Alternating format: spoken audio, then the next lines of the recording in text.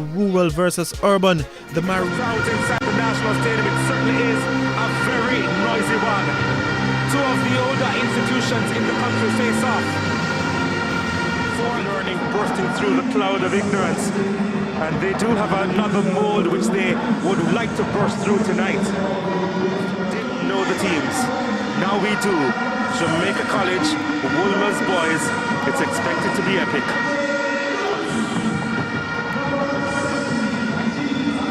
To go through to Bell Davis. Now it's with Dawkins. Dawkins on the ball. Dawkins decides to take a shot. And it's well wide of the target. First real pop. He looks a little bit frustrated, Dawkins. In the end, he holds up a hand to apologize to his teammates. It was a bit of a wasted opportunity. He had some support now. He decided to go for the shot. I don't think knew too much about the block, but the ball just crashed into him. But he made his presence felt. He put himself there. And that is the kind of defending that we've seen from Woolmer so far that has resulted in their almost... They have players who tend to be steadier and make fewer mistakes than the Woolmer's midfielders. Back to Dawkins. Dawkins sends this one inside, looking for Ronaldo Brown. The best of clearances from Daly. Brown trying to turn, and Williams is trying to get in there as well, Dwayne Williams. But Jemison was very sharp on that occasion. Lets the ball loose, straight out, looking for good inside.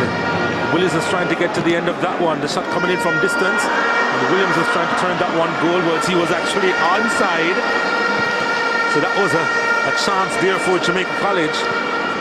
Send this one inside.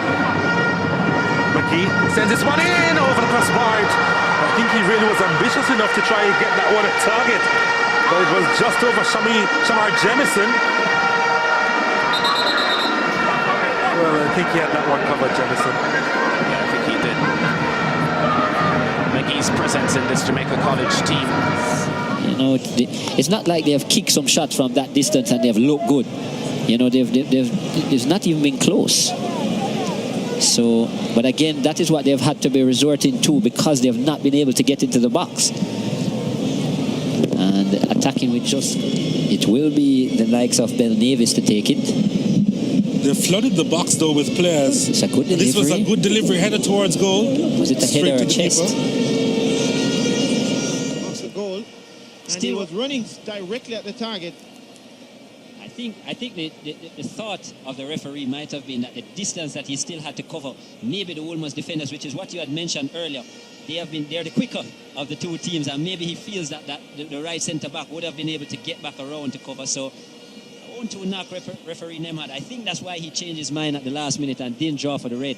I think he took into consideration the other two Woolmerians. And the grounds he had to make up, that's true. Now it's a free kick here for Holy Trinity. Will it be Rochester?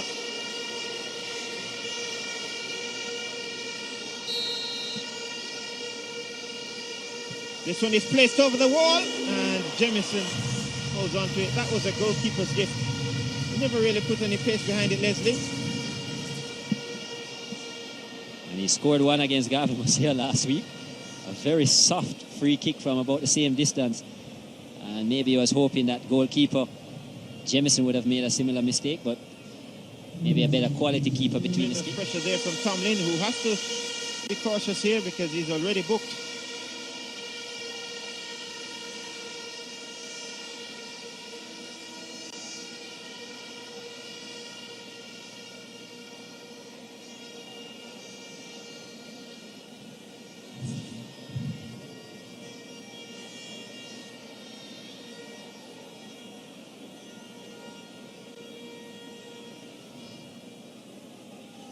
Just coming a little too close to Leslie there.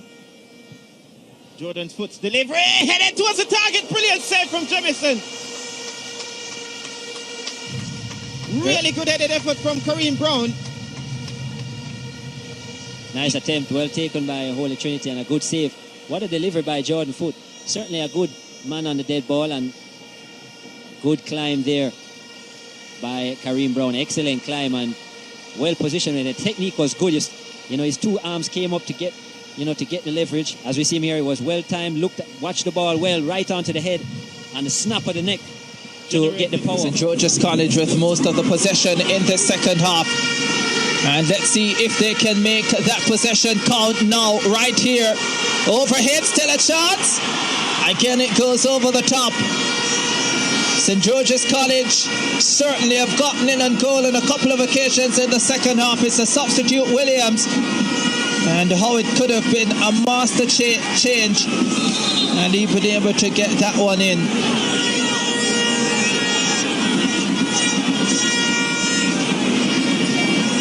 Well, you know, when you get rebounds like that, the box. He was never in control of that one, Ronaldo Skirvin. Yeah, I don't know why Skirvin would have headed it on. There was nobody behind him. He's the highest player. He wanted to head it to the side where That's he foolish. did have help. That's absolute foolish. Point Antonio, oh, what a save! Fantastic effort. Had to go down low, Jemison.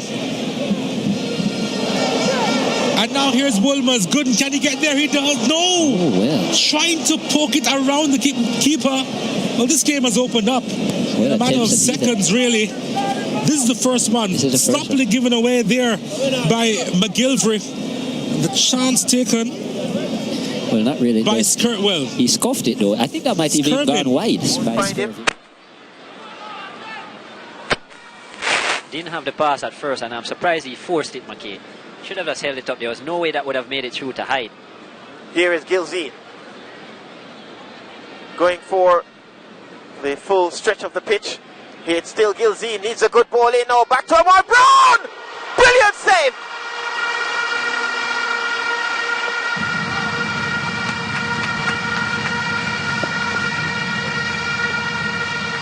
Brilliant save by Shamar Jemison. And that looked like it had goal all over it. Amar Brown certainly on target there. Got ahead of the defender. And very good effort. Excellent save there. And that has kept Woolmers in the game here. Amar Brown, their top marksman, 15 goals to his name. And onto Young Shelter. Ronaldo Watson might fancy his chances from this range. Marshall may have a look at as well, but Marshall has stepped away. As Jemison tries to get his wall in the perfect position. Getting some height in there as well with Gooden. And Watson is the man standing over it. Let's see what he delivers. Does Watson forces a save out of the goalkeeper. Maybe made it look a little bit more spectacular than it had to be. Still St. George's College. And the final effort is well wide of the target. Well, to their credit though, they have had about 8 shots in the second. Since the second half, about 8 shots on goal, as compared to 4 from the Woolmers team. But that was a good save from the free kick. A very good save. Knows that Ronaldo Watson has that type of free kick in him. It was not from his distance.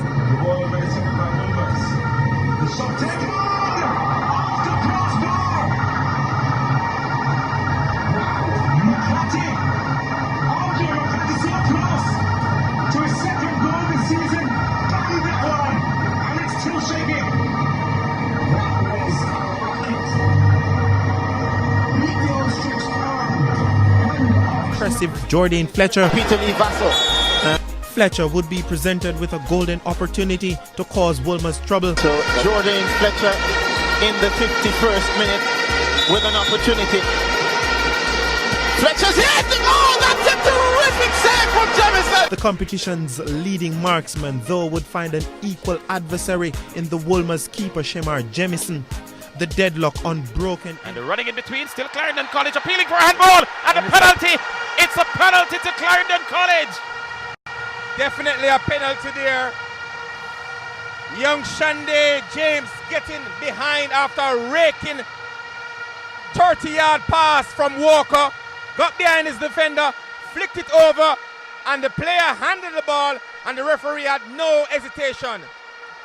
Any bets as to who will take this penalty for Clarendon College? Not too Cecil sure, Knight. but There's no question about it. We'll look at it again. It's a handled ball, and the ball was handled by Jawani Hines, the number 20 for Woolmers. But I'm not sure anybody's going to take this off Cecil Knight. I can close my eyes and tell you who's going to take this penalty for Clarendon College. He's a very, very good penalty kicker.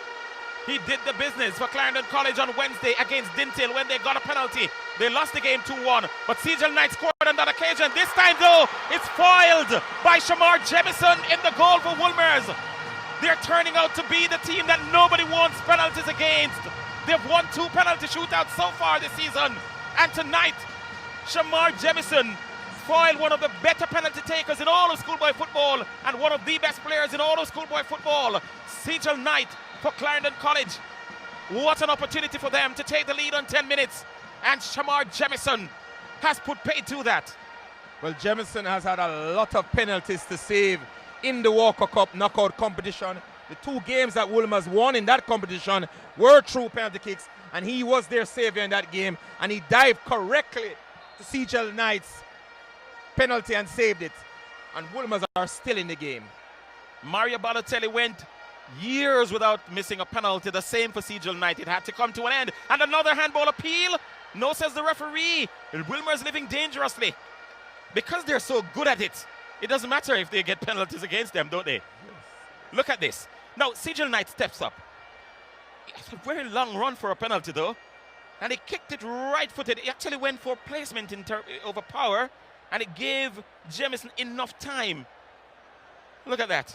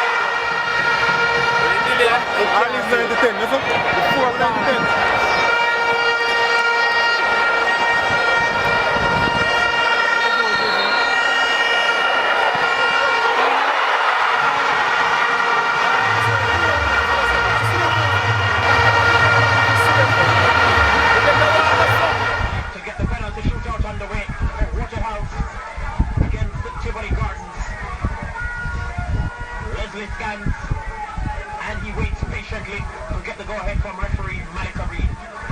And now we're just about ready. Let's see. Right footed. Watch it out. Saved by Shamar Jemison. Leslie, who scored for Waterhouse in regulation time, has been denied in the penalty shootout. Well, in my mind, I would say, Washington's stats seem similar to Cristiano Ronaldo. He didn't take any steps, so he didn't come.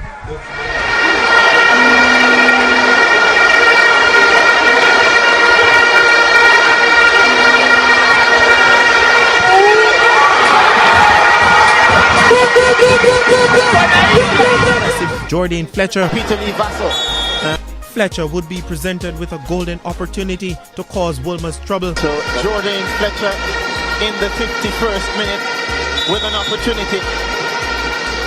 Fletcher's hit! Oh, that's a terrific save from Jemison! The competition's leading marksman, though, would find an equal adversary in the Woolmer's keeper, Shamar Jemison.